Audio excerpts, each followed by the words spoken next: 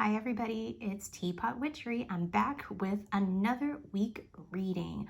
I do apologize for not putting a video out last week. Things got a little hectic around here, but that's okay. It's a brand new start, it's a brand new week, and that's what we're gonna move forward with. So here I've already drawn 3 cards with messages that we can keep in mind for this coming week. And as usual, you can pick one of the 3 or all 3 if you feel called to it. I'm going to start revealing them. Page of Cups. So the messages that I'm getting very clearly about this one is being very vulnerable and new with emotions that may come up this week. They may be scary. They may be very uncomfortable. They may even be happy. They may be joyful, but it is a new emotion, and it's definitely something that you should head on because it's only the beginning of that journey. Excuse me. And it will hold quite a few interesting twists and turns as we go about the whole week. But if we're prepared for it, at least we know what we might expect on this journey. Moving right along to the second card. Ooh, the Queen of Cups. Being able to understand those feelings and being kind to ourselves and others on an emotional level, on a feeling level. I know feelings are running very high right now with everything that is going on. We do tend to lose touch of what it's like to be compassionate towards others and compassionate towards ourselves.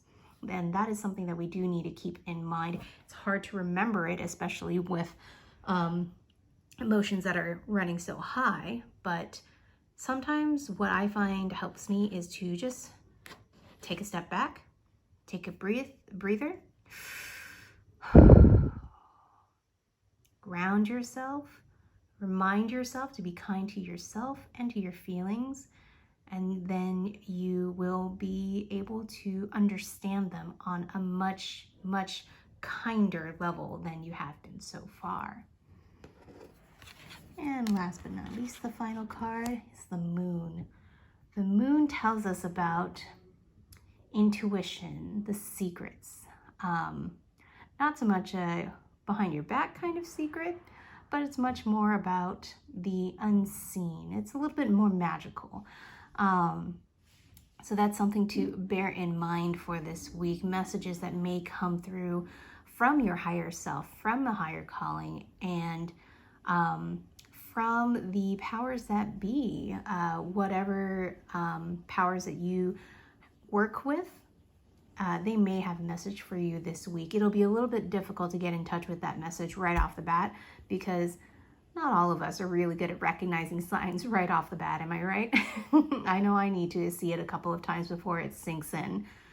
But certainly this week, your intuitive self may feel more of a pull, more of a calling than before, especially once we've taken the time to settle down with ourselves. And what we do with that message, what we do with that higher message and calling from our higher selves, well, that's what our physical bodies are for, right?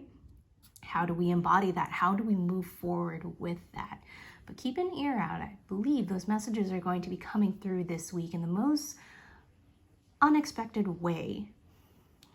And isn't that how it always goes? It's always the most unexpected way that these messages show up, and it hits you sideways and you go, what? That was a sign? I didn't know that was a sign. But I digress. However you take that and however these messages resonate with you, I hope you'll be able to carry it with you. Isn't the saying, to be forewarned is to be forearmed? I may be butchering that. But it's good to take these kind of perspectives with us, just so when these show up in our lives, we're not completely blindsided. I hope you have a wonderful week. I hope you know that you're wanted, and I'm so glad that you're here. I hope everybody takes care, and I will see you next week.